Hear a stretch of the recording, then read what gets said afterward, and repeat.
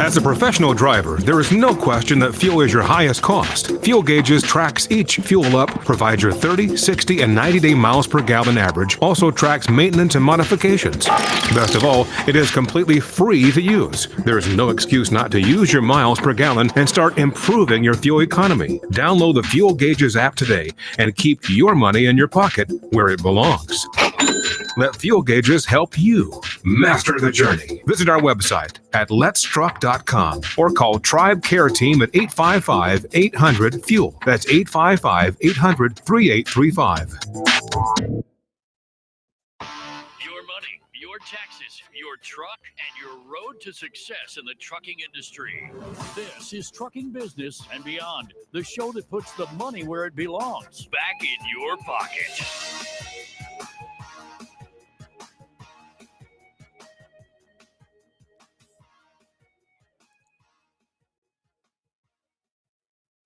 Good morning, you beautiful bunch of fuckers, and welcome to my world. I'm your host, Kevin Rutherford. It is Thursday, October 10th. We are here live. We only have an hour. This will go fast, so I'm opening up the phone lines right now. Jump in and join us, 855-950-3835. It is a free-for-all. We can talk about anything you want to talk about.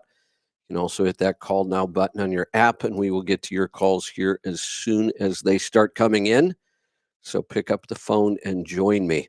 I talked a little bit on Monday about the book Economics in One Lesson.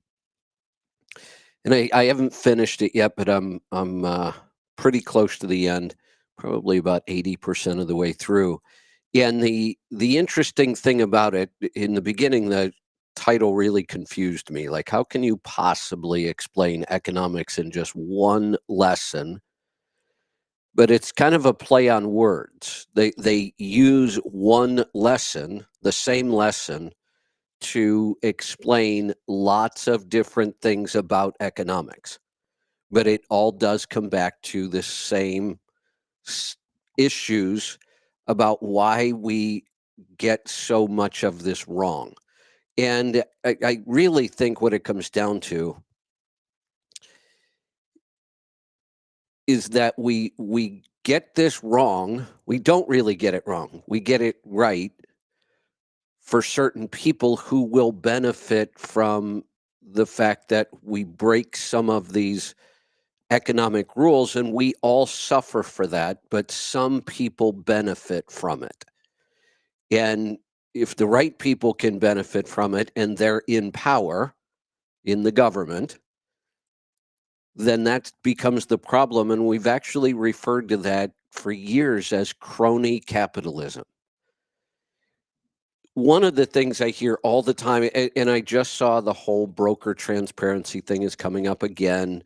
It looks like the FMCSA may make a decision on this. We'll see. OIDA and some other groups are asking for an automatic delivery of the original freight bills with pricing on there immediately after the load is pulled.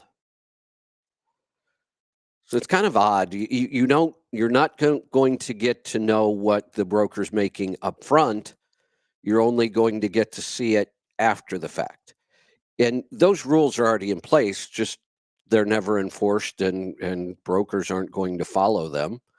But they would have to if this ruling passes. I think people should just be very careful what they wish for. I even saw a number in this article that, and I think they're confusing several issues when they say this, because they're talking about broker transparency, and all we're talking about there is, will the broker divulge what they made on the load? But then they said freight fraud is costing the industry $800 million a year. Well, wait a minute. Those are two different issues. There isn't any freight fraud because a broker doesn't disclose the rate they make. Brokers have not done that forever. And even though the law is there, there's nobody to enforce it. So now they want this to just be automatic, that it has to be done. But it's after the fact. The whole thing just doesn't make any sense to me, and will make things worse. I wish more people could understand the economics in this book. It's actually economics is a really complicated topic, but this helps simplify a lot of things. And the premise of the book is that the one lesson we just seem to ignore in economics is we will only look at the immediate results on one specific group. When we talk about any economic policy, one of the economic policies that they cover in there that I've talked about for years, minimum wage laws. I don't think there should be any minimum wage laws. I think as a free human being, you should be allowed to work for whatever you decide you want to work for. And I don't think there should be a minimum. And I think minimums cause problems. And in this book, they explain why, just like they explain every other economic lesson, with this premise that makes sense. And it really almost always comes back to some sort of government spending or government regulation that is messing with the free market. And one group is usually benefited for a short period of time, and then we use that as the justification. So we say, look, it's just not fair if you don't have a minimum wage for workers. People will be taken advantage of. Well, no, they won't. Not in a free market, they won't. And how many people, this would be an interesting topic to ask today. If you're calling today and you want to answer this question, um, if you're as old as I am, you may not be able to. No, I can remember. I worked a minimum wage job for about 6 months. My first job, and I was only 14. My first job paid minimum wage. If I remember right, it was like $2.65 an hour, maybe 2.35. I don't remember. It wasn't a lot. But I didn't make that minimum wage for long because I got a raise.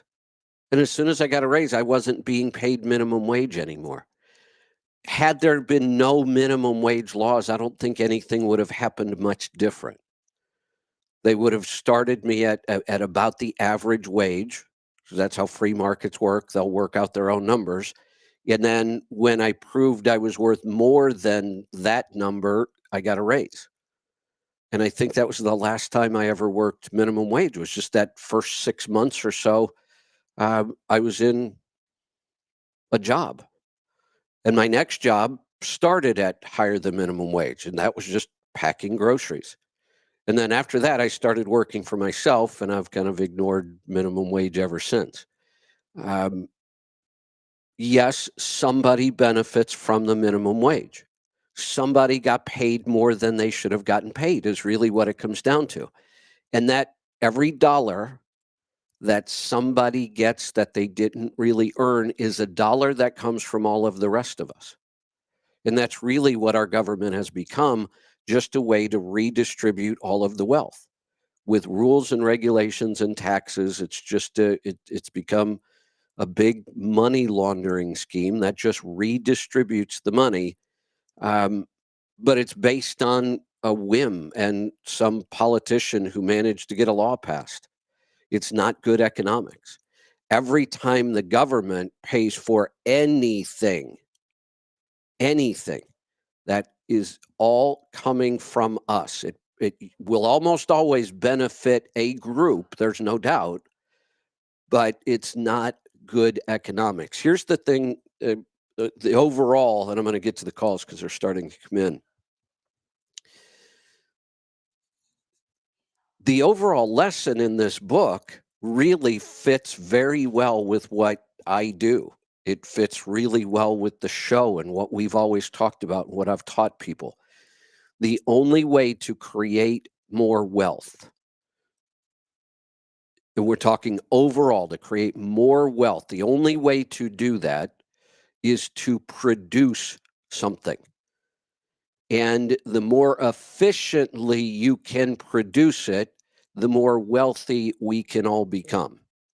And I absolutely believe in that. And if we think about freight and what we talk about, just the big one, fuel mileage, when we are inefficient with fuel, the only real beneficiary of that is the fuel distribution system. The oil companies and the truck stops benefit from high fuel prices.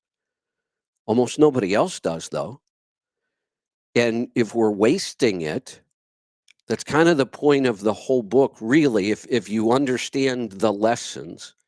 And they cover lots of different topics: minimum wage laws, price controls, rent controls, government spending, tariffs. The tariff chapter was a little hard to get through, but I think I understand tariffs better now. The other thing about the book, if you're going to read it, they really focus on this one topic of anything other than being more efficient at production is wasting money, and it's usually only going to benefit one group. They're not trying to cover every aspect of everything they talked about. Like tariffs, for example, have a political purpose. Now, then you could get off and argue about, are they effective? Does that work? Are there downsides? But that's not what this book is about. You could use a tariff to punish a company because you don't like their economic policies.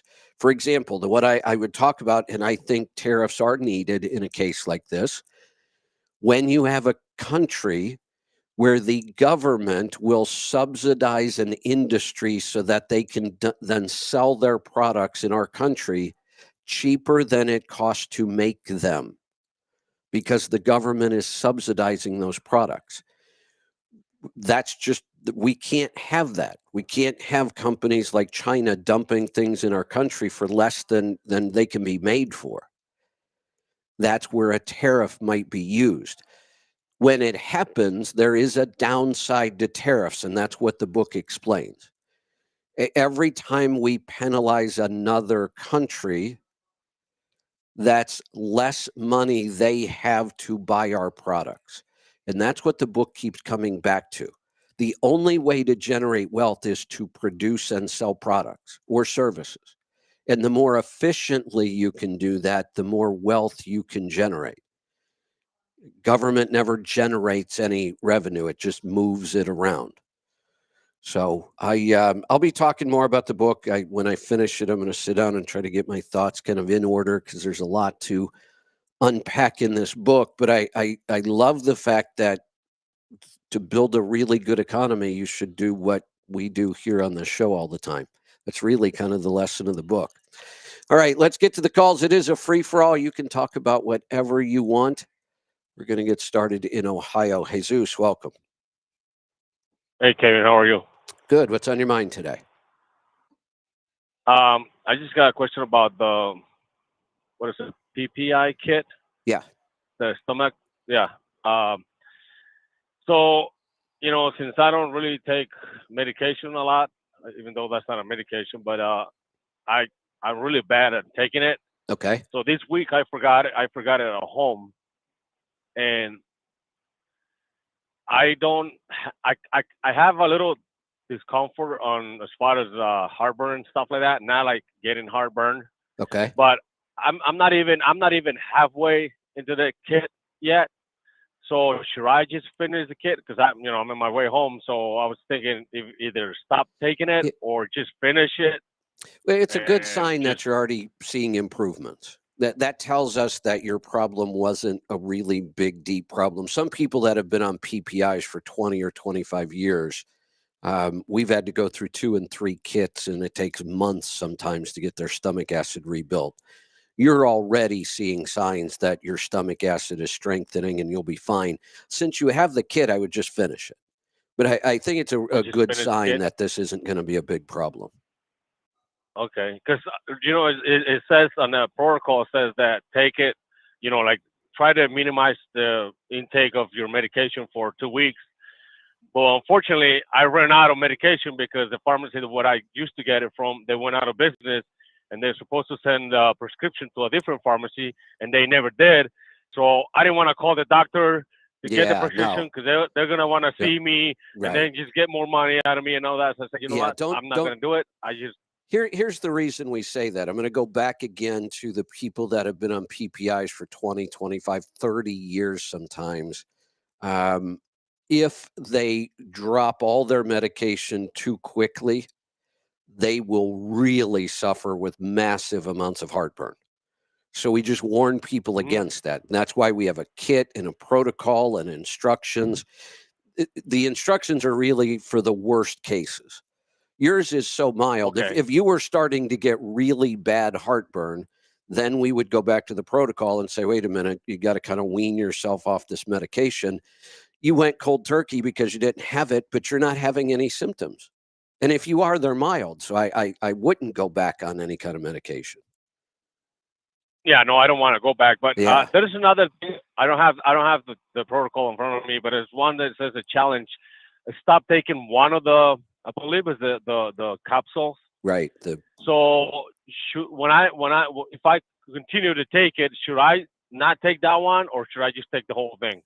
Do everything that's in the kit and the protocol. Just do it till the kit's done.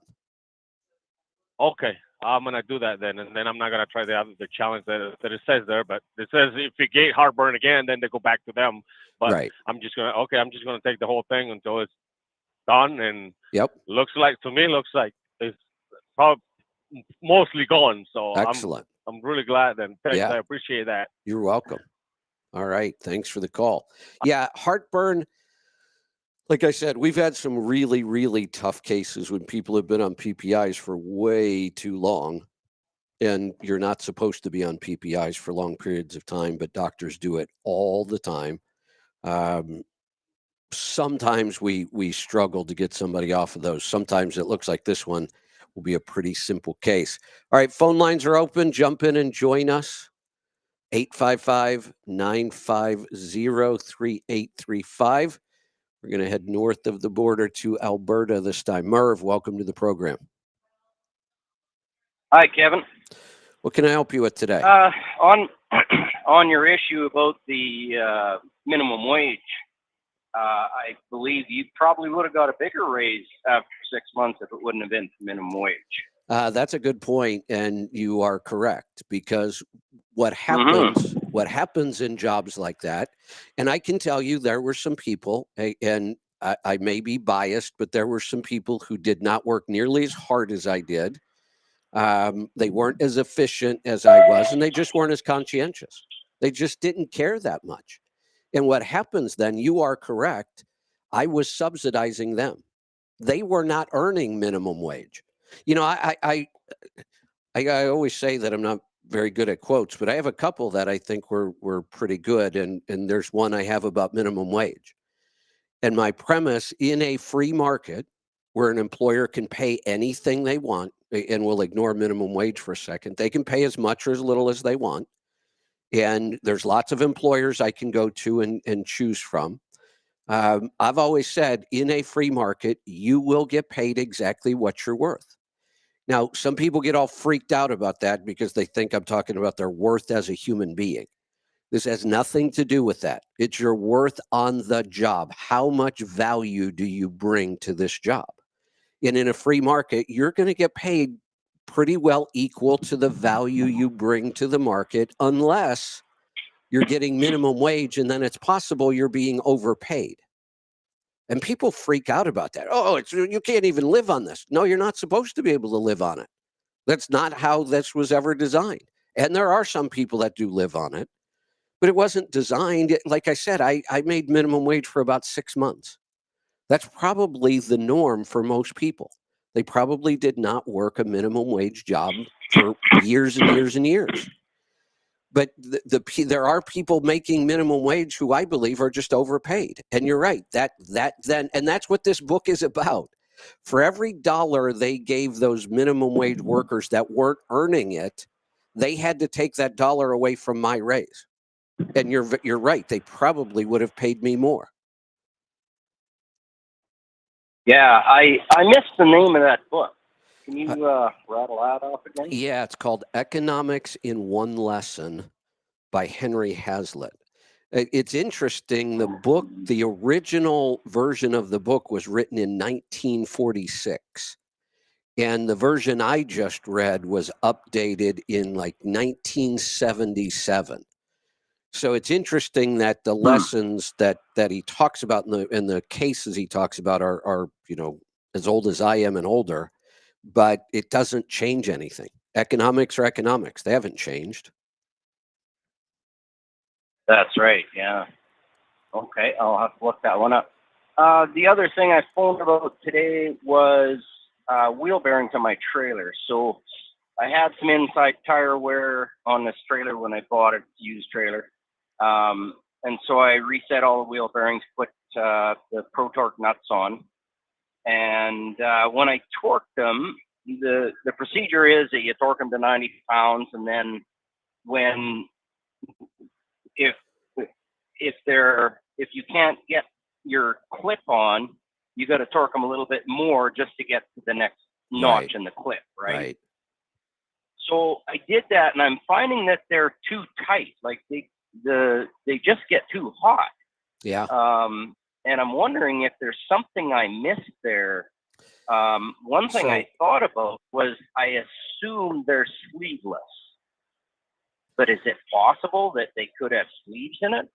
So one of the problems it's the here Henderson suspension on a 2017 Rettenauer trailer. Yeah, one of the problems here, and this may be a much better call for Mike and Kevin when they get here later today.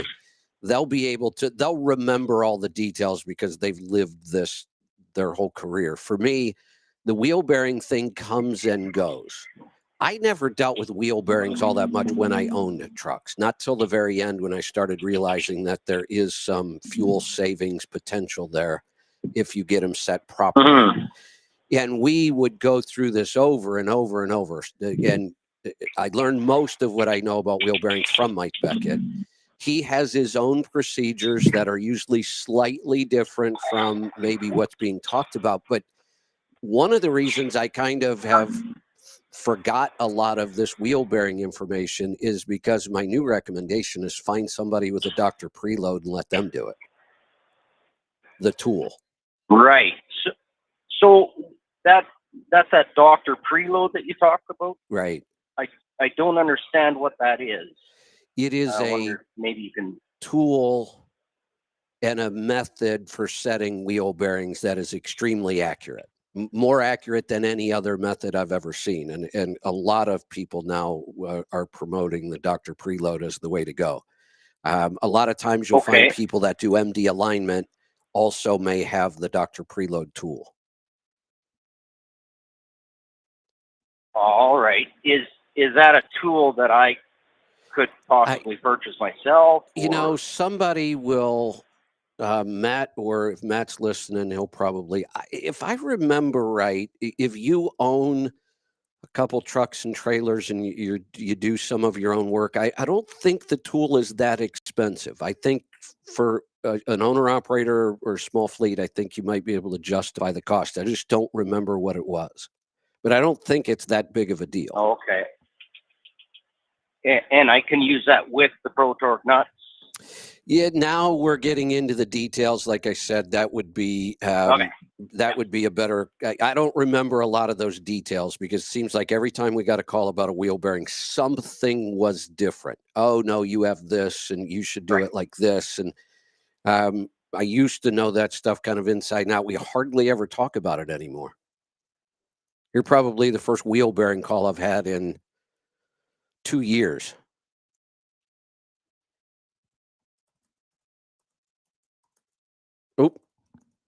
Oh, we lost the call. Merv just dropped out of the ether there. All right, Merv, like I said, call back today, or I'll ask Mike and Kevin right at the beginning. Maybe we'll talk about it if I remember. They'll be able to give you the answers on the details. Let's go to Ohio. Scott, welcome. Hey, yeah, Kevin, thanks for taking my call. I had my annual physical 2 weeks ago, and I just got around. I've got my numbers. I'd like to go through them to see what you think. Yeah, let's do that. My A1C was 5.7. Cholesterol was 167. Wait a minute. Hold on. Let's go back. You broke up a little bit, my headset. Start over. Okay, my A1C is 5.7. Okay. Cholesterol 167. Is that total? Yeah, I think so. Yeah. Okay. HDL was 42. LDL is 97. And then the triglycerides is 138. Cholesterol triglycerides. And then non-HDL something or other is 125. Okay. There doesn't sound like there's much of a problem there. Outside of my cholesterol, probably lower than you guys like to have it. Well, Doctor was happy, but then your cholesterol numbers, not just the fact that they're low. I do think it's low, and low is not good. Your numbers are skewed too. They're not ideal. Your HDL is low, and we want HDL high. Your LDL I can kind of ignore, and your triglycerides are high. So the number we really like to look at is a triglycerides to HDL ratio. And yours is not off the charts, but it's not ideal. We'd like to see HDL up in that 60 to 70 range. Triglycerides maybe down under 100, then your ratio looks a lot better, even if you get much higher cholesterol. So I'm in the 260 range, you're in the 160 range, but my numbers are much better. My HDL is high, my triglycerides are low, my LDL is the big, large, fluffy type, and other than that, I just ignore mine. So tell me about your diet. well, I'm trying to get switched to. I'm getting ready to switch to carnivore. Trying to throw all the other crap out of my diet. I could have predicted that from these numbers. This is what they've done to us with our food supply and their recommendations, and we end up with low cholesterol but unbalanced numbers. It's bad in both ways. We don't want low total cholesterol. We just don't. And then on top of that, even though it's low, like they wanted you to get it, you got yours nice and low, but the numbers are still skewed. Your HDL is low and your triglycerides are high. That is a result of the standard American diet. I see it over and over and over. When you switch to a good whole food animal-based diet, keto, carnivore, ketovore, somewhere in there, your HDL will go up and your triglycerides will go down. And if we looked at your LDL, it would improve as well. It happens every time. And you will probably end up with a total cholesterol number up above 220, 230 or so, where it should be. Okay. So I get into this keto carnivore diet thing. Will throw all the processed crap out and eat mainly meat. Few light carbs, low carb type diet, right? Right. Absolutely. Okay. Well, I'm going to jump into that today and start seeing what I can get done. So one other quick question. How old are you? 67. I will say this. Your A1C for being on the standard American diet at 67 years old is good. Really, I'm not worried about your A1C. It will improve, and you don't even need for it to improve that much. At 5.7 at your age, that's a really good sign that you don't have a big metabolic problem here. And when you switch, you're going to be pretty amazed at the results. But the good news is your A1C is not bad at all for your age and how you've been eating. Okay. Well, that was my concern. My grandmother was diabetic, so I'm really worried about that. But well, hold on, Scott. Go ahead. If your dog were diabetic, would that worry you? No. Why does it worry you that your grandmother was diabetic? There's nothing Well, about because diabetes that is they're all saying genetic. it's Nothing. genetic, but it's not. It's not. Okay. Nothing about diabetes is genetic. Okay. Well, I just don't want to get stuck. Well, they aren't going to make me take insulin or all of that crap because Yeah, I told him everything that I'm not taking anything. So. You know, here's what I could probably predict. If you kept eating the way you were eating and you managed to live to, say, 75, you would probably end up diabetic as well. But at that point, I don't want to say I wouldn't be as worried about it, but the fact that you made it this long on the standard American diet without being diabetic, and you're kind of bumping up against the bottom range of it now. It's a good sign. And if you start eating the way you're going to eat, this becomes a total non-issue for you. Your metabolic numbers will all improve, and the cholesterol will come up, and it will be what it needs to be. Okay, now I've got one other thing. I don't have a gallbladder. All you need to do, I wish you had your gallbladder, but we can work around it. Yeah. You should take bile salts every time you eat, and that will be for the rest of your life. Okay.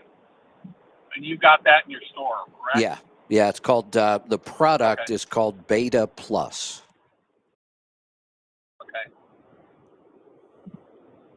Okay. Well, I do have some trouble when I eat a lot of greasy food. That sometimes it seems like it doesn't stay in my system very long. It because your body isn't digesting it. Without the gallbladder being there to inject the right amount of bile, you're not going to digest really fatty meals. That's why you will always need to take bile salts when you eat. You're missing a function. The gallbladder was there for a reason, and that function is gone. Yeah. Well, the way I understand it, and it's been close to 30 years since I've lost it, and they said it was totally infected.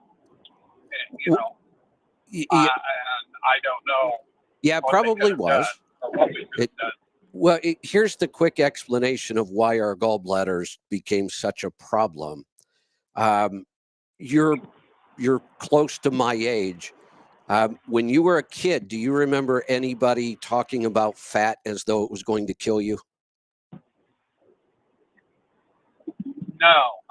No, that started in kind of the 80s, late 70s, early 80s. They really started pushing low-fat everything. They took the fat out of dairy. They took the fat out of everything.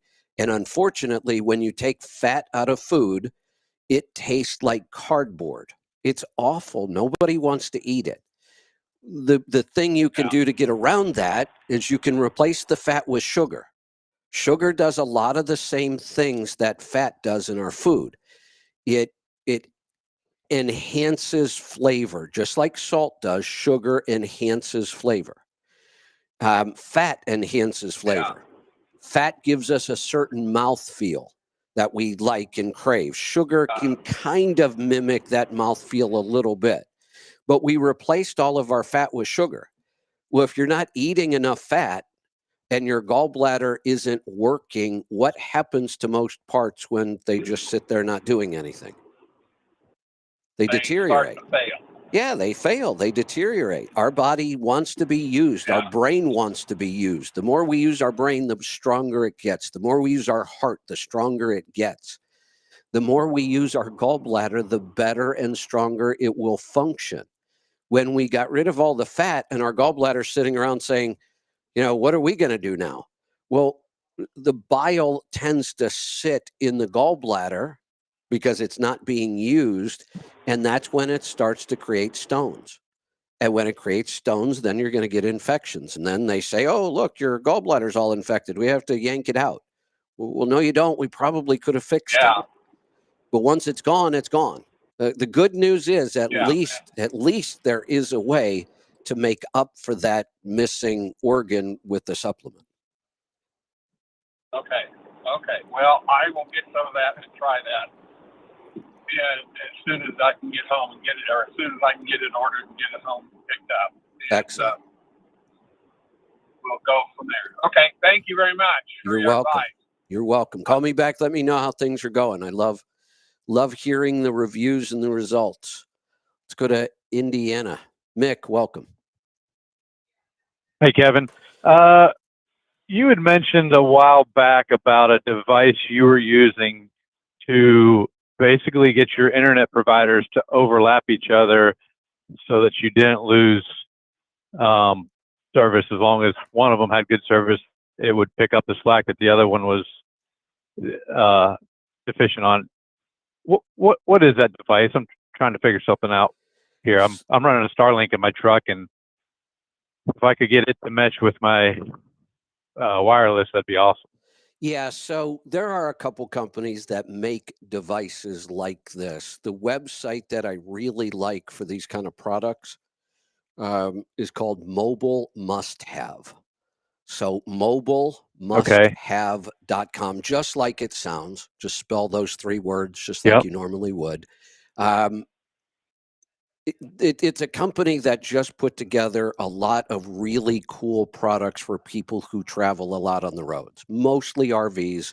Trucks fit really well. They do things like cell phone boosters, surge protectors, water filters, but they're really big into internet connectivity on the road. So they have lots of options. I'm actually drawing a blank on the company that makes the router that I have right now. Hold on here we go, mobile routers. So their service starts with a router, and it's the router that allows you to mesh multiple different types of connections.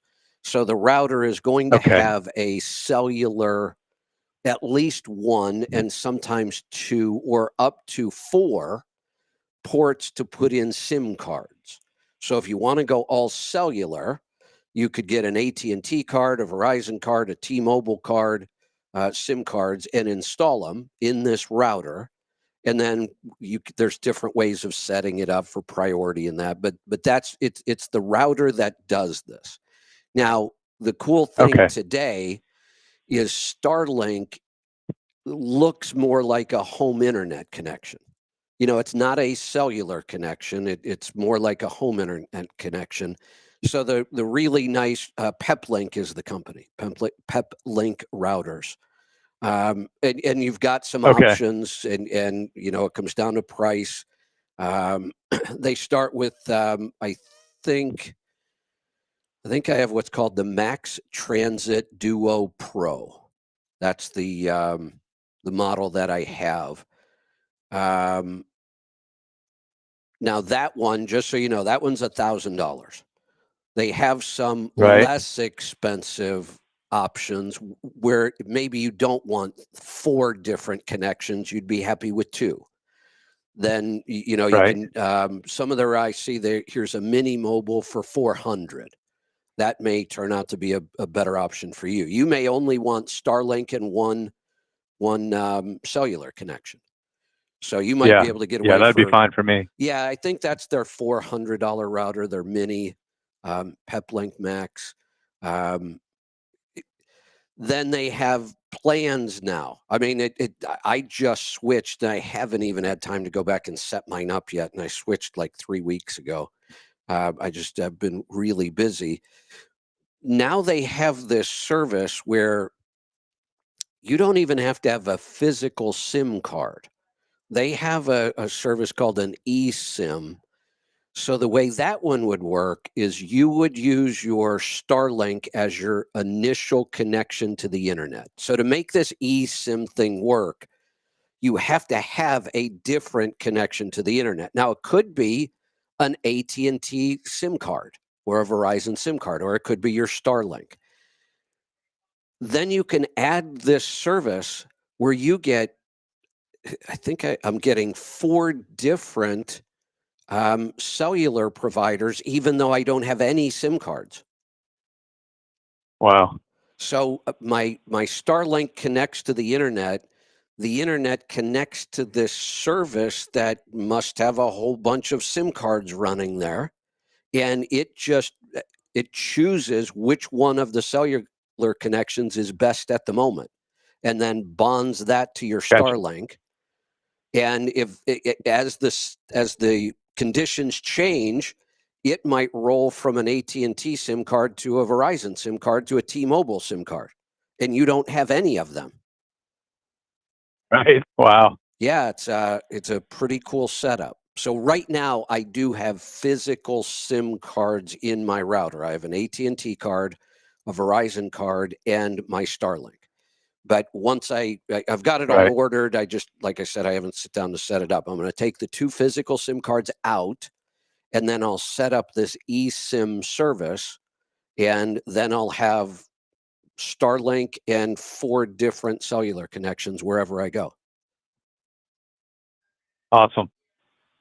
Good. Perfect. That's exactly what I was looking for. All right. Another question, totally different subject. Sure. ADD. I'm pretty sure I've got ADD. Haven't realized it until just kind of recently, but I can't read a book and stay focused to save my life. I can sit here and listen to your show and stay focused the whole time. But when it comes to reading a book or even listen to an audio book, I can't stay focused for anything. Wondering if you have any suggestions for something like that. I'm pretty strict on keto, carnivore. I do the mind fuel every morning. What are some thoughts on that? You might be surprised. I have ADD as well. I kind of consider it a superpower. We've turned something completely natural into something bad that we have to medicate kids for. It's mostly kids, but adults, I know a lot of adults that medicate for it as well. And look, one of the medications for ADD is caffeine. Caffeine helps me focus for longer periods. Nicotine would do the same thing. Okay. Here's something else that helps me a lot: ketones. The more ketones I produce, the longer I can stay focused on something. But Right. do you know people who are they just seem to be naturally good at something? Like some people are just so in tune with music. I was talking about this the other day. I love music. It's like 6 foreign languages to me.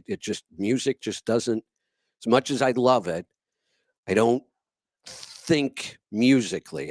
And some people are just so natural at it. Some people are just really good at math, right? I'm pretty good at math. I can do quite a bit of math in my head. All I'm trying to explain is that all of our brains work slightly differently. Some people, we've all heard that we all learn differently. Some people are visual learners. Some people, I learn best by reading. I learn second best by listening. And third by watching if I need to. It's why I don't do a lot of videos. And I don't even want to listen to podcasts. Give me the transcript and let me read it. There's 2 things there. I think in some ways my brain was wired slightly different, so reading was easy for me. But here's something else. Do we get better at things we do a lot of? Yep. So I totally suck at music. I couldn't play 3 notes if somebody put a gun to my head. But if I actually sit down and started practicing it, I would get better. Even though my brain may not be wired for it, I'm never going to be a, concert pianist, but I could learn how to play music and enjoy it. And the more I did it, the better I would get. Well, of course, my reading comprehension is really good, and so is my reading speed, but I've read 2 books a week for most of my life. So I don't think ADD is a problem. I think it's just some of us are wired different, and we don't like to be overloaded with a whole lot of information at one time.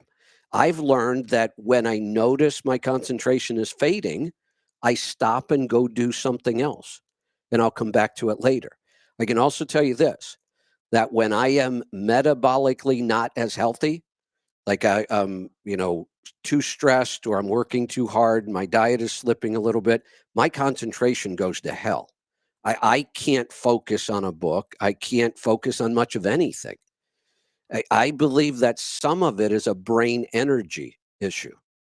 And the healthier we're eating, the more good fats we're eating, the more ketones we're producing, we will be able to concentrate better. When you feel Right. really good Yeah, physically, are you able to do more physical work? On those days where you wake up and you just feel good, right? Are you able to do more work? And then there's some days where, man, your body's just dragging. You don't want to walk up one more flight of stairs. Well, our brain's the same way. right. Our brain, it's not physically different from our body. We've treated the brain issues so differently, and they're not. It's an energy issue. So the more energy we can get to our brain, the longer we'll be able to focus. But also, being able to focus is something we need to practice. Right.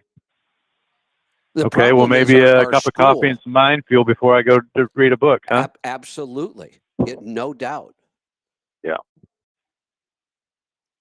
Okay. And I'm guessing the answer to medications is a hell no. Yeah, not no, but hell no. Now, here's something I will tell you. Right. And I've been totally transparent about my drug use over my lifetime. I've experimented with almost everything. And I'll tell people what I've taken, what I haven't. Um, I've done a lot of experiments with the ADD drugs, Ritalin, Adderall, cocaine, any stimulant. That's why I said caffeine and nicotine. Any stimulant helps Right. people with ADD think and focus better. Is something as mild as caffeine all the way up to something as crazy as meth. Stimulants help our brain focus longer. So the mild stimulants, caffeine, and now nicotine has kind of become a big thing with the nicotine pouches. I don't even want to go down that road. I know nicotine can enhance your performance, but it can be pretty addictive and destructive too. But Well, stimulants let me stop will you real help. quick on that. Sure. On the nicotine.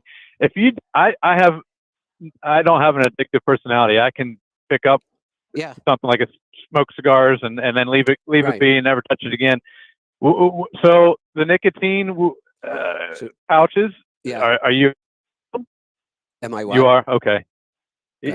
Are you against the nicotine pouches if I No. don't have an addictive personality? No, I'm not. And I don't worry about I really don't have an addictive personality either. That's why I've been able to experiment with all kinds of drugs over my life and never really worry about becoming addicted to them.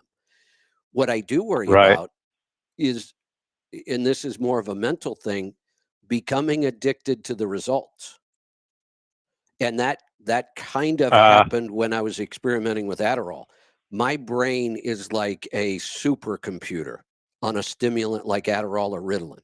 Holy cow. You talk about being able to focus and my brain working really well. It does. Adderall specifically. Ritalin was pretty good. Adderall was even better. But I didn't do it for long because I realized, look, I'm not going to quit doing this. I will just keep doing this every day because I like the results. And I just don't believe that Right. that level, that's a pharmaceutical. That worries me. We take things and we highly concentrate them. That's when they become a problem. Lots of societies Right. in South America have used cocaine for centuries the way we use coffee. They will just chew on the coca leaves. It's not concentrated. It's not processed into cocaine or crack or, we took cocaine and we processed it even farther to crack and we got more problems. The more you concentrate these things, the worse they become. If we stick to them in their natural state, they're usually not overly addictive and they're not causing a lot of problems. A little bit of caffeine every day, there are some health benefits to it. There are some health benefits to a little bit of nicotine every day. My fear is that I would just use more and more because I would like the results. So I'm pretty happy with the caffeine, the mind fuel. I know how to get myself in a place where I can concentrate and focus, and that's enough for me. So I really don't want to mess with the nicotine. But if you want to try, give it a try. Zyn, by the way, is the company that I see everywhere that everybody does the Zyn pouches. And they come in different strengths. From what I understand, start with the smallest. Don't Don't try to be a super. Oh yeah, I've heard some I horror played with stories. them, and I can put one of those Zins in my mouth, and I'll feel like I put a big dip of Copenhagen, and I'm literally stumbling. Yeah, It's crazy. yeah. But now there's certain brands like the Rogue, I can do those just fine. So I Interesting. mean, I haven't done them in a while. I thought maybe they'd be bad for you, so I kind of left off of them. But if I got to read a book, I might look into using it again. You know, here's another problem I have with these products. Like almost everything else, all these companies care about are results, and that's because all people seem to care about are the results.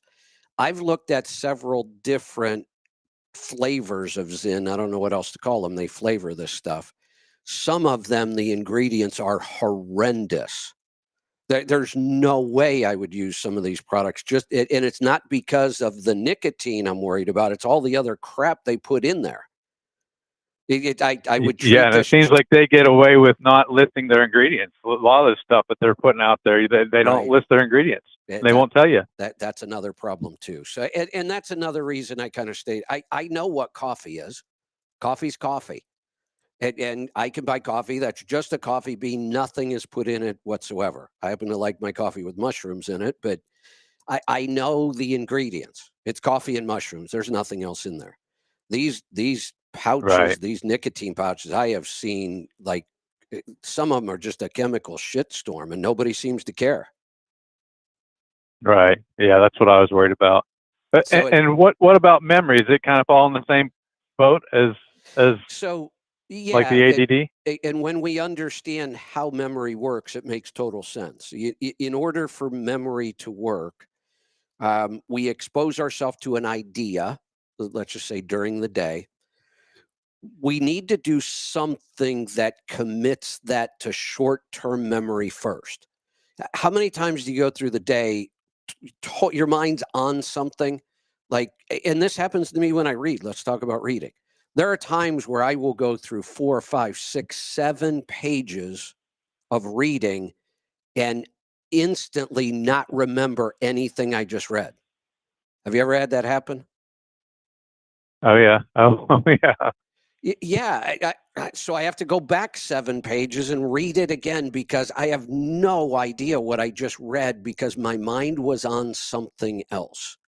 So it didn't even get committed to short-term memory. Well, there's no way it's going to be converted to long-term. So we have to do something to commit what we just learned to short-term memory. Think about it, whatever. It doesn't take a lot to get it to short-term memory. Then what we need is a good night's sleep, and our brain will convert that to a long-term memory. Now, none of those functions are going to happen very well if we're low on energy. So it comes back to metabolic health and energy again. If our brain has the energy it needs to perform all of these functions, and you're mindful, that's kind of what we need to be when we're learning something, is mindful. We don't want to be thinking about other things while we're trying to learn this thing. So we be mindful, we commit it to short-term memory, then we need a good night's sleep and it will convert to long-term memory. Okie doke. Well, cool. Good information, man. I appreciate it. You're welcome. Thanks for the call. And I got into that call and didn't realize that I got to get moving here. Let's go to Indiana. Dawn, welcome. Hi, Kevin. How are you today? I'm doing wonderful. What's on your mind? Well, if I could just contribute a little nugget to the last caller, Nick in Indiana. Sure. I am a dentist, and I just want to say that a lot of people don't realize that those nicotine pouches, nicotine is a vasoconstrictor. When it constricts the blood vessels, it can also cause some recession of the gums. Oh, I'll bet. So, you know. Yeah. So just whatever, but I wanted to throw that in. No, I appreciate that. Thank you. That's a good point. So on to my question. I have been hey, Dawn, let's go. Many minutes. Let's go back a second. Okay. What you just described, one of the things that nicotine does, would raise our blood pressure, correct? Yes. When you constrict the blood flow, you raise blood pressure. When we consume Cardio Correct. Miracle and our body starts producing nitric oxide, that relaxes our veins and arteries and lowers our blood pressure. So if anybody's thinking about experimenting with nicotine, if you have any issues with high blood pressure, don't do it. It's just going to get worse. Right. Yeah. All right, go ahead. Okay. So for many, many years, I have not been sleeping well. And I've tried what I consider to be literally everything under the sun. Welcome to the club. Well, recently, when I had some blood work done by a nurse practitioner who does my hormone balancing, she said, your fasting glucose level is 103, and that's high. And I said, I wonder if that could be contributing to my sleep problem. She goes, well, maybe. And I said, would you consider prescribing me a glucose monitor? And she said, sure. So I've done that now for the past 6 or 7 weeks, and I went strict carnivore. Okay. And I started not feeling well at all, like no energy, and what's been happening since I did that was my glucose was bottoming out into the 50s at night. Okay. So since then, I started reading Casey Means' Good Energy book. All right. And I'm about halfway through that right now. And what I learned was what I possibly have been experiencing is a rebound reaction from, the swings. We actually refer to it as reactive hypoglycemia.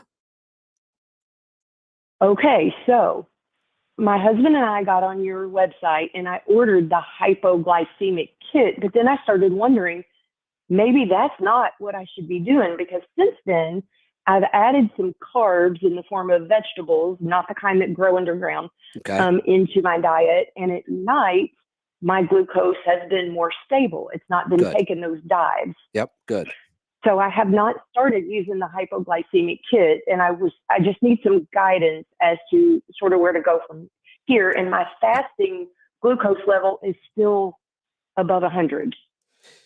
So the fasting glucose is going to get a little odd. I actually consider your fasting glucose that it's what I would have predicted. Almost everybody who eats very low carb ends up with a fasting glucose number that tends to stay between about 90 and 110. And it freaks doctors out because to them, if you go over that number, you are now pre-diabetic. But they're only looking at an average, or we're looking at a fasting. We're not looking at a total or an average. Now, I could look at your, and any doctor should be able to look at your numbers from your monitor and tell you whether you have, here's what I'm going to predict, and this is so common. You, in my opinion, you're probably diabetic, or you were very, very close to it. So what happens is we can go decades of eating all these carbohydrates and our blood sugar stays pretty darn normal until it doesn't. And that's when we have now developed insulin resistance. Prior to having insulin resistance, you can eat all kinds of crap and your blood sugar is normal because your body releases enough insulin and your cells react to it. But at some point, we become tolerant to all of that insulin and our cells stop reacting. And that's when all of a sudden our blood sugar numbers are just all over the place. That is reactive hypoglycemia, and it is the next sign that you're on your way to being diabetic if you're not already there.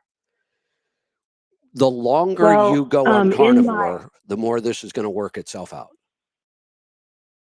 Okay, that's what I needed to hear. Yeah, it always does. So your A1C will get better.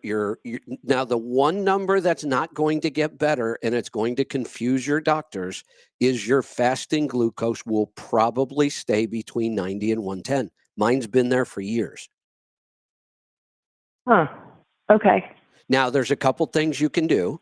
You've already done one. You can actually add some carbs back in, usually in the evening. If you eat the carbs in the evening, they tend to be more effective. That's one of the things you can do. The other one is try to keep your last meal as far away from you going to bed as possible. So like if you go to bed at 10 o'clock at night, if you could stop eating at 6, your number will go down. Your morning number will go down. And I'm not too worried about it. Okay. Because we're not doing any damage until we start spending a lot of time over 140. And that just doesn't happen. When people are eating low carb, I could probably predict your pattern. You wake up in the 90 to 110 range. Throughout the rest of the day, it goes down. Well, it depends. Okay. On what you eat. Yes, it does go down. Right. But even if I don't eat any carbs, like even the element salt that I've been adding to my water, it spikes it some. So here's what I don't know what's in that. No, so I know you're reacting to food, and that's why we wear these monitors so we can see the reactions. What you're really reacting to is stress. When you see spikes in your blood sugar and food wasn't involved, salt should not raise your blood sugar in any way, other than the stress. What about Cardio Miracle? Cardio Miracle can raise your blood sugar if you're insulin resistant, and you are. And it's because when our body senses sweetness, it will raise our blood sugar.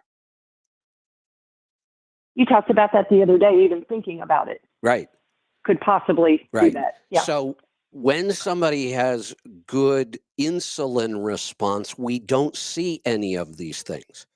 When they lose that insulin response and they become insulin resistant, then all of a sudden everything starts affecting your blood sugar. Too much protein, I've talked about. Too much protein will keep somebody diabetic. Yep, I've noticed that. Yeah. That's why we go to when diabetes and metabolic syndrome is the issue. I am still a big believer in keto is our best bet. Now we can make carnivore keto. I mean, basically it is. We can make it more keto by focusing more on the fat and not so much the protein.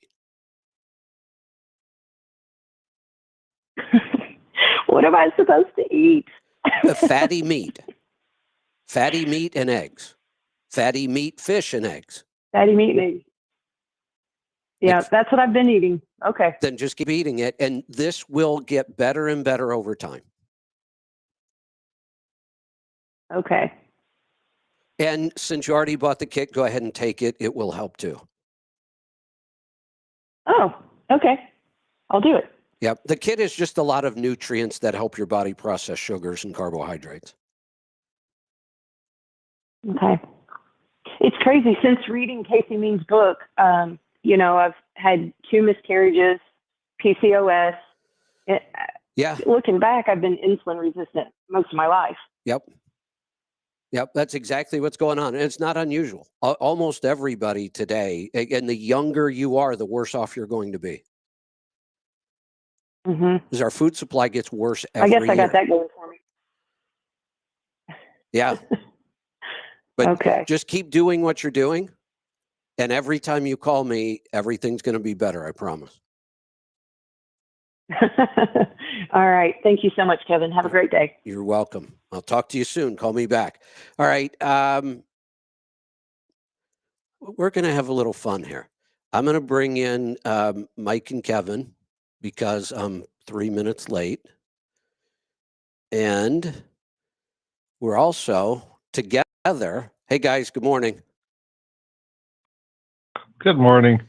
Unfortunately, Mike is still wandering around the office trying to help a caller with an issue. Okay, well, this will... Oh, he's here. Okay, he's here. We do have one call because I wasn't paying attention and I went long on a call. So we're going to do something fun. Mike, pick a number between 1 and 10. 4. 3. Kevin, pick a number between 1 and 10. 2. Okay, I knew the number, so I win. Mike. So we're going to bring in Jeremy. Jeremy has a question, and Mike, you're going to answer it first. And Kevin, you're going to answer it second, and then I'm going to answer it third. How's that sound? Okay, I'm gonna give a preemptive answer. Oh, good. I like that. It's either 4 3/4 or no. Got it. All right. All right, let's hear it. Let's try this. Jeremy, welcome. Yeah. All right, you get to ask Thank Mike you. first. Started. Okay. Do you think plants enjoy like music? 4 3/4. Mike, 4 3/4. you broke your rule. Okay, the answer is 4 3/4.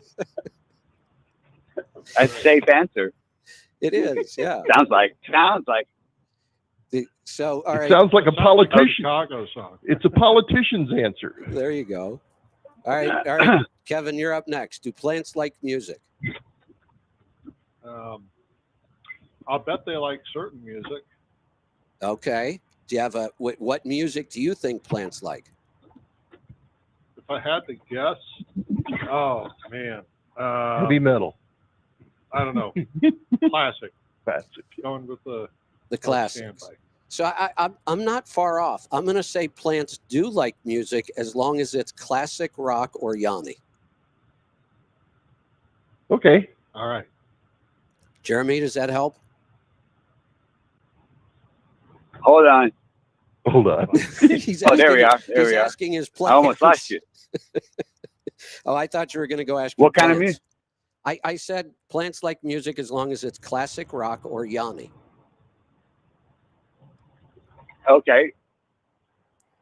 Well, my call was just trying to bring a laugh maybe at the end of the day. Well, I imagine because that guy in Las Vegas would probably like this too. I imagine you in the middle of your garden with, you say you like keyboard, and maybe that organ sound. Have you ever heard of John Lord? No, it doesn't sound familiar. You remember John Lord? He was the keyboardist for Deep Purple and like Rainbow and stuff. Okay. Okay. Yeah. Well, his sound is like, he's just amazing with his, or I think he is. And I thought, like that song Space Truckin'. Yeah. Mm-hmm. Remember that? Yeah, that guy. Okay. And he, if you listen deep, yeah, you can hear his stuff. I don't know why I just imagined you in the middle of your garden playing just some John Lord. Maybe you can take the challenge. Yeah, and in all seriousness, there is evidence that that all living things can respond to musical notes. There's even some very specialized ranges and notes that supposedly bring on certain conditions in the human body and in plants. We've heard all kinds of stuff about playing classical music to your baby in the womb, and there is an interaction between sound and living things. Are you planning on learning? Well, let me ask the you keyboard. This. I've been saying it for about 40 years, and I haven't got around to it yet. So we'll see. I keep saying when I retire, but I'm not sure if I'll ever retire.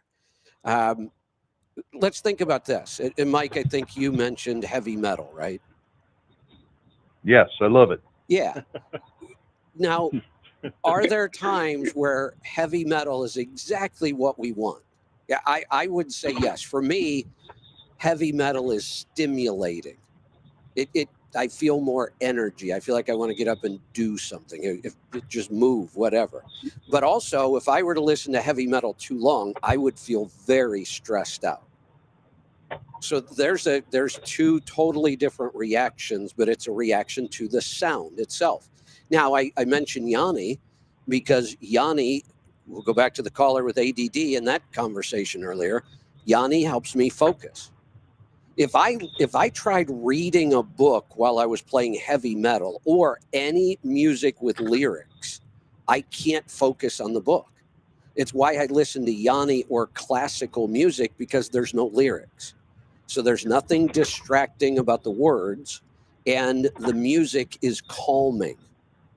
It's not energizing. So I think a lot of us could probably have examples of how we use different kind of music to create different kind of emotions. I'm in total agreement. Good. Yeah. I don't know how this is going to affect tire wear. well, can I ask one question real quick? Sure. Okay. So, yeah, we have one hot hub on the trailer, 15, 20 degrees. And we did have a leaking wheel seal. And we replaced that and had new brakes put on because it was pretty gunked up in the inside, where you can't see it, on the other side. And so put it all back together, and it's still hot. Did you replace the bearings in the races? No. No. Well, so the rolling components that were hot before are still the same rolling components, and they're hot now. Okay. And whoever we had do it, they had it all apart. You don't think they would have checked that? They didn't find that it needed to be replaced, but your issue of it running hot wasn't visible. And 15 degrees doesn't get me excited. Right. Right. So what about should we not worry about either then? I wouldn't. 20 degrees? Oh, okay. I wouldn't. All right. And as long as it stays there. Yeah. Yeah. Okay. Yeah. In the hot sun, it was getting up to maybe 140 or something, but. Yeah, you're still way down there. That's okay. No problem. All right. Thank you. All right. You bet. Thanks for the call. All right. Before I let you guys get on, I had a call earlier, and he might call back. He was asking about wheel. If he tells us he called earlier and talked to you, we'll hang up on him. Okay, good. There we go. Good. Then we won't have any conflicts. All right. That's right. Well, he asked about wheel bearing adjustment, and we used to talk about this all the time. I can't count how many times I've heard the two of you explain wheel bearing adjustment. I went completely blank. He's talking about lock nuts, and I'm like, none of this is coming back to me because we hardly ever talk about this anymore. So I told him to call you, but one of the things that I've kind of just defaulted to is Dr. Preload. That is a simple, very precise adjustment. And for people who either have the equipment or want to invest in the equipment, it's a great idea. I have no problem with that at all. Do you know how much they are? But for people who don't have the equipment and want to adjust it, I can tell them the torque settings to set it to. Good. Good. Because that's what I couldn't remember any of that stuff. I used to know all that. You're getting old. I know. Something's going on. Maybe I'm listening to the wrong music. That's it. That's it. You need to get heavy metal. More heavy metal. All right. I am going to let you guys get on with your show. Thank you, as always, for everything you do for us. Anytime, buddy. Thank you for what you do. All right. Take care. All right. Now, do we have somebody here on the line now named Mike? Yeah. Is that who we've just been talking to? No, we had been talking to, I think it was Jeremy, but there's another, it says that there's a Mike in the host room for Rolling Toe. What can we do with you, Mike? So I was wondering, I was looking at checking out a new truck with a lift axle, but I had two questions. So, like, my first question is, does the flow below wheel cover create tire wear and balance issues? Because going down the road, it doesn't seem like they're all truly centered. So that's my first question. Is it better not to have that on there because they don't stay centered up and balanced? Okay. All right. Now remember that my concerns are not fuel economy. My concerns are tire wear and handling. Okay. And I have never had an issue that was resolved by removing the wheel covers. So never resolved that way. So yep. they shouldn't be a problem. Not to me. So my next question is like with the lift axle. Obviously, I understand that the lift axle don't need drive tires, but do I want drive tires so I can rotate them and make them all last better? I would put the same tires on both axles for exactly what you talked about, because the drive tire is going to wear significantly faster than the lift axle. And if you want to keep wearing out sets, running the same tires and allowing you to rotate and balance things out and wear them down as a set is a good idea. On the other end of it, if you look at the cost at the end of the day, there's no savings in doing that in tire wear, because you'll replace 2 sets of drive tires and then 1 set of the others, and you wind up with the same cost at the end of some particular period of time and mileage. Do you rotate your own stuff, or do you have to take it in? I haven't yet, but I've thought about getting the equipment to do it, but I haven't. Well, the cost of buying the equipment and the cost of labor to have somebody else do it makes the math a little more complicated, okay? But assuming you were having somebody else do it, and the labor you would pay to have the tires rotated and stuff, I'm not sure that it's worth the money. Right. I wouldn't worry about investing in it. Just leave the drive tires where the drive tires are, and when they wear out, keep replacing them with other drive tires, and then allow the other tire, whether it's a drive tire, or whether it came with a drive tire or came with a Trailer tire.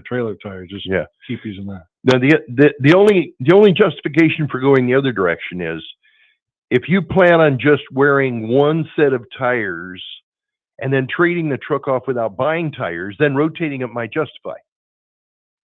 Right. That wasn't my plan. I was just wondering if it made sense overall for the tire. I don't think it makes sense overall, personally. Because the drive tires cost enough and they'll wear faster and Right. better off circling that way. Right. Okay. All right, thanks. You betcha, All buddy. Have a good day. That was a good call, and that was before the opening there then of Rolling Toe, as the previous was our good friend Mike. Can we here, skip the opening? We kind of did. Okay. Now, by the way, that opinion that I gave on not rotating them, I'm sure that there's at least a couple 100,000 guys out there that are going to disagree with me, Oh yeah, but that's okay. there are many opinions, so that's why they call us and ask our opinion. If you ever looked at, say, Facebook, when somebody asks a question, there are 1,000 answers, most of them wrong. And they're what they're doing, they're asking for good opinions, and here they're able to ask for one person for an opinion and get that opinion. And not have a bunch of people jump in on it. I've almost gotten to the point where I'm not interested in answering the questions on Facebook. Yeah, I know it's but people do ask for our opinion and appreciate it. So Great. Have a good time. Right. Yeah. Okay. But yeah. Okay, so Rolling Toe Show, no intro, Mike and Kevin, call-in show. Already got 2 on the line.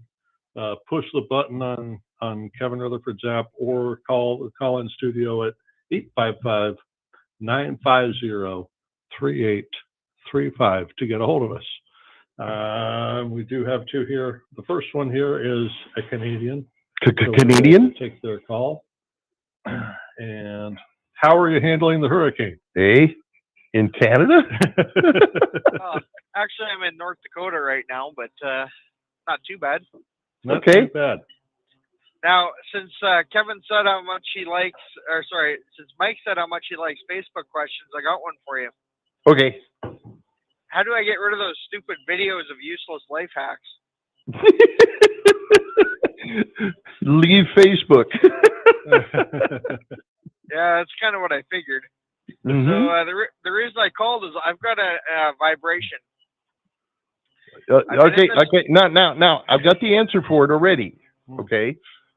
Unplug the damn vibrator, take the batteries out of it, and it won't be a problem anymore.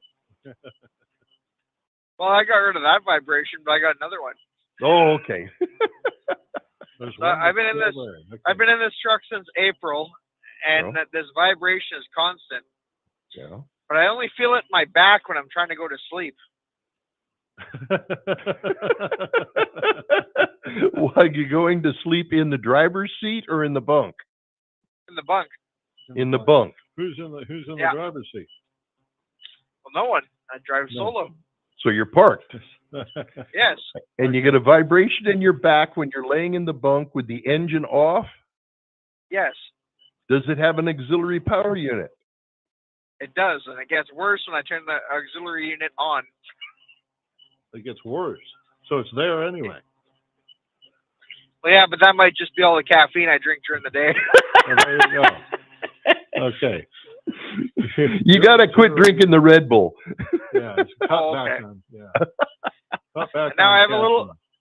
Now I have a little bit of payment for you. Okay. Mhm. If you want a really good joke, just look at the government. No doubt.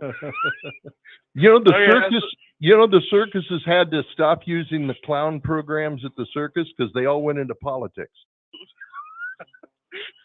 Oh God. Well, that's all I had. I just wanted to give you some laughs today. Thank you, buddy. We appreciate it. Thanks for calling. Bye. All right. The Canadians are messing with us. There you go. All right. Well, we do have a couple more on here. So let's see. Another Canadian and another. We've got two more Canadians. This is Canadian Thursday. We're popular in There you go. Canada. That's a good thing. Hello, 306. Good morning. Hello. Canadian show today. We're doing good. I was the one that called about the wheel bearings and talked to Kevin, so... Hang up the phone, quick. I guess I'll just say goodbye now and have a great day. Okay, so you got a question on adjusting bearings, okay? Yeah, I do. All right. So All right. I bought a new trailer and I decided that I might have some inside tire wear due to bearings. I don't think it was the problem. I ended up putting the supports on the axle, like Okay. we talked about. Okay. But I adjusted my bearings anyway, and I feel like I got them too tight. It didn't get so hot. And when I was doing it, I got the Pro Torque nuts and replaced the original nuts, with Torque nuts. And you tighten it so far to that, 90-pound spec. And then you got to turn it a little more to get it so you can put the clip on. And when I did that, I found that they were very tight to get to that next click. But I did it anyway, and I think I got them too tight. Okay, now I need, you're using the Pro Torque nut with the orange clip rings? I'm sorry, I didn't hear that. Still not here. Oh, you're breaking up now. How are you driving? Now you're coming back. There we are. Yeah, you went into a dip. The orange. Yeah, I figured that. They're the orange clip rings, like the Pro Torque nuts. Right? Well, each little tang, each little tooth on that gear is 1/1000th end play. So you shouldn't have had to move it more.